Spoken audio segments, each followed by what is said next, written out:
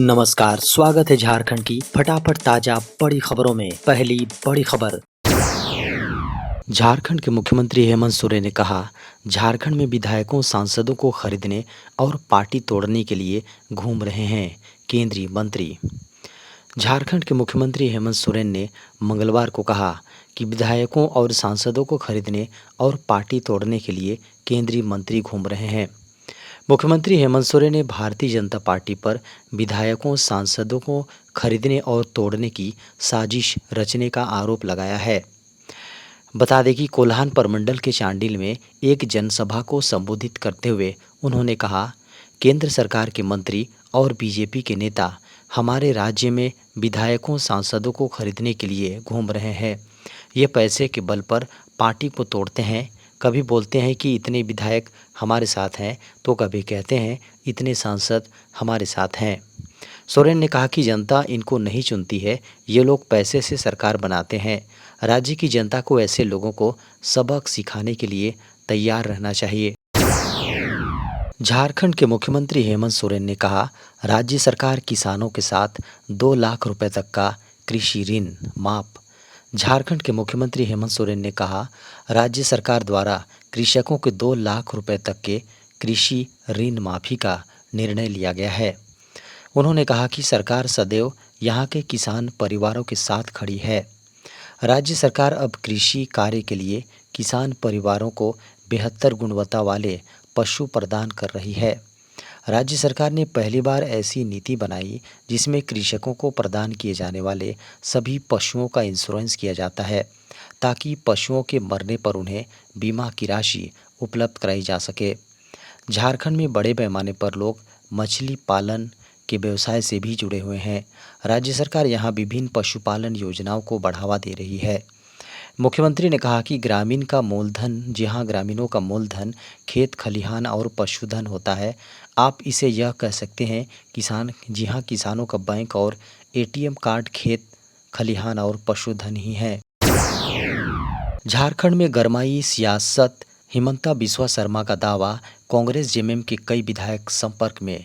असम के मुख्यमंत्री और झारखंड भाजपा के चुनाव सह प्रभारी हिमंता बिस्वा शर्मा ने कहा है कि झारखंड कांग्रेस से 12 और 14 और झामुमो के 2-3 विधायक संपर्क में हैं। खबर है कि उन्होंने कहा कि भाजपा में जगह नहीं है। उन्होंने कांग्रेस नेता बंधु तिर्की से संपर्क से भी इनकार किया। बता दें कि हिमंता बिस्वा शर्मा सोमवार को रांची पहुंचने के बाद पत्रकारों से बात कर रहे थे। उन्होंने कहा कि बंधु तिर्की ने कहा था कि हिमंता 2 वर्ष पहले वीडियो कॉल पर भाजपा में आने को कहा था। हिमंता ने कहा कि उन्होंने तिर्की से कभी बात नहीं की। उनकी बेटी शिल्पी नेहा तिर्की ने एयरपोर्ट पर शिष्टाचार भेंट की थी। उन्होंने कहा कि वीडियो कॉल पर बात करने के लिए दूसरी तरफ से भी किसी को जुड़ना पड़ता है। झारखंड में साइबर क्रिमिनल्स पर पुलिस का सर्जिकल स्ट्राइक, 1100 गिरफ्तार। झारखंड पुलिस प्रतिबिंब नामक मोबाइल ऐप के जरिए साइबर क्रिमिनल्स पर सर्जिकल स्ट्राइक कर रही है। पिछले 10 महीनों के अंदर पुलिस ने झारखंड के विभिन्न इलाकों से 1100 से ज़्यादा साइबर अपराधियों को दबोचा है। बता दें कि यह ऐप साइबर क्राइम से जहां क्राइम में इस्तेमाल किए जा रहे मोबाइल फ़ोन का न सिर्फ शिनाख्त कर लेता है, बल्कि रियल टाइम लोकेशन देता है और इसकी मदद से पुलिस साइबर क्रिमिनल्स के ठिकानों पर धावा बोल देती है। अब इस ऐप का इस्तेमाल झारखंड के अलावा दूसरे राज्यों की पुलिस भी कर रही है। बता दें कि झारखंड पुलिस को इस तकनीक के लिए मंगलवार को नई दिल्ली में आयोजित एक कार्यक्रम में केंद्रीय गृह मंत्री अमित शाह के हाथों सम्मानित किया गया। डीआरडीओ ने निकाली इन पदों पर भर्तियां। डीआरडीओ यानी रक्षा अनुसंधान एवं विकास संगठन प्रूफ एवं प्रायोगिक प्रतिष्ठान पीएक्सई चांदीपुर ने ग्रेजुएट और तकनीशियन अप्रेंटिस के पदों पर भर्ती के लिए एक नई अधिसूचना जारी की है। इस भर्ती में कुल 55 पद उपलब्ध हैं। इच्छुक और योग्य उम्मीदवार बता दें कि विवरण देखकर आवेदन कर सकते हैं। आवेदन प्राप्त करने की अंतिम तिथि 7 अक्टूबर निर्धारित है। वहीं रिक्ति की विवरणी है स्नातक प्रशिक्षु। कुल रिक्तियां 3, इलेक्ट्रॉनिक्स और संचार जिसकी योग्यता है BE बीटेक प्रासंगिक इंजीनियर। वहीं यांत्रिक की कुल रिक्तियां 3 है, जिसकी योग्यता है BE बीटेक प्रासंगिक इंजीनियरिंग। वहीं कंप्यूटर विज्ञान के कुल 3 रिक्तियां हैं, जिसकी योग्यता है BE बीटेक प्रासंगिक इंजीनियरिंग। बता दें कि छायांकन की भी कुल रिक्तियां 2 हैं, जिसकी योग्यता है डिप्लोमा प्रासंगिक इंजीनियरिंग। झारखंड के अधिकांश इलाकों में 12 सितंबर तक बारिश की संभावना। झारखंड में मौसम वैज्ञानिकों ने कहा है कि 10 से लेकर 12 सितंबर तक झारखंड के अधिकांश इलाकों में वर्षापात और वज्रपात होने की संभावना है। मौसम विभाग ने कहा है कि डीप डिप्रेशन अगले 2 दिनों के दौरान ओडिशा और छत्तीसगढ़ में पश्चिम और उत्तर पश्चिम दिशा की ओर बढ़ने की संभावना है। डिप्रेशन का असर 12 सितंबर तक देखने को मिलेगा। इस कारण झारखंड के अलावे पूर्वी मध्य प्रदेश, छत्तीसगढ़, तेलंगाना, पश्चिम बंगाल और ओडिशा के कई जिलों में भारी वर्षा होने का पूर्वानुमान है।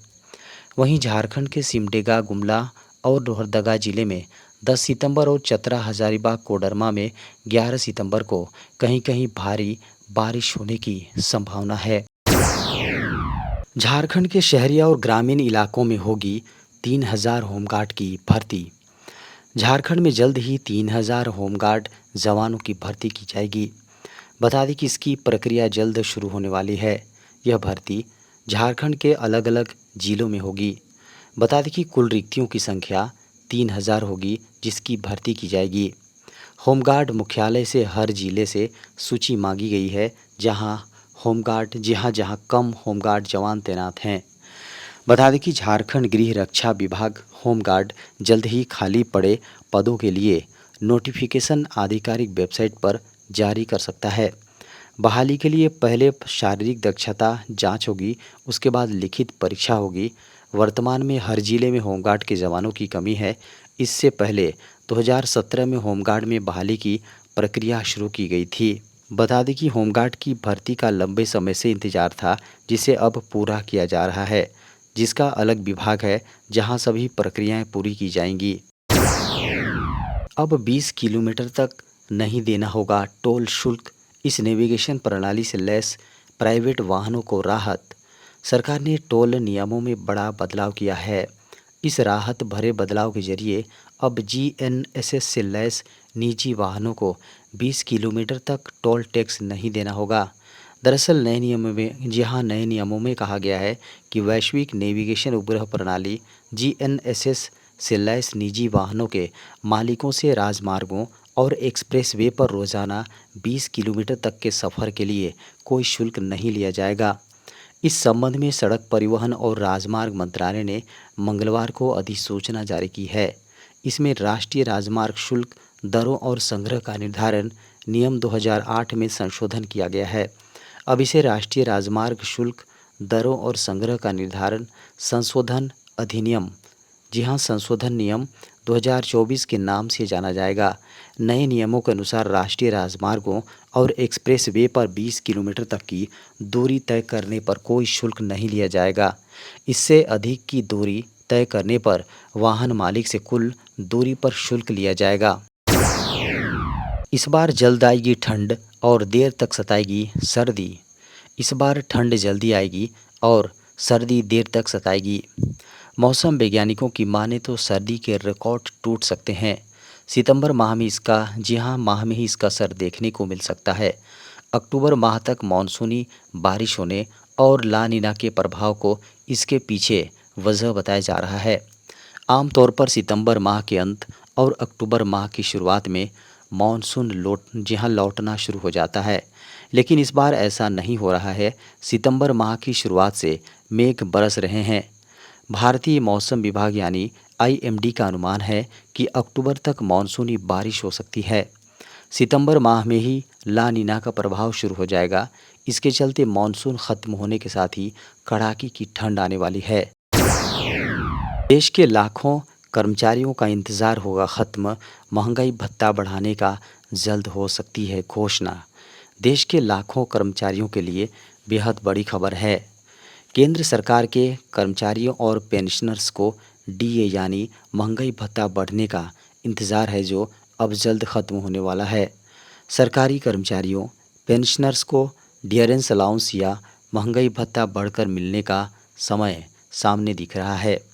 मीडिया की खबरों को माने तो आगामी 1 या 2 सप्ताह में इसके लिए केंद्रीय कैबिनेट की बैठक होने वाली है और इस बैठक में डीए बढ़ोतरी का ऐलान कर दिया जाएगा। बता दें कि केंद्र सरकार किसी भी वर्ष में 2 बार महंगाई भत्ता बढ़ाती है। जनवरी और जुलाई में एक आर्थिक मीडिया चैनल और पोर्टल की ताज़ा खबरों को माने तो इसका मतलब है कि दिवाली से पूर्व ही सरकार कर्मचारियों के लिए खुशियों की रंग बिरंगी रोशनी का इंतज़ाम कर रही है। सरकार सीपीआई आईडब्ल्यू के बेस पर ही महंगाई भत्ते और महंगाई राहत की जी हाँ महंगाई राहत की दरों को बढ़ाती है, यानी डीए और डीआर दरों में बदलाव होता है।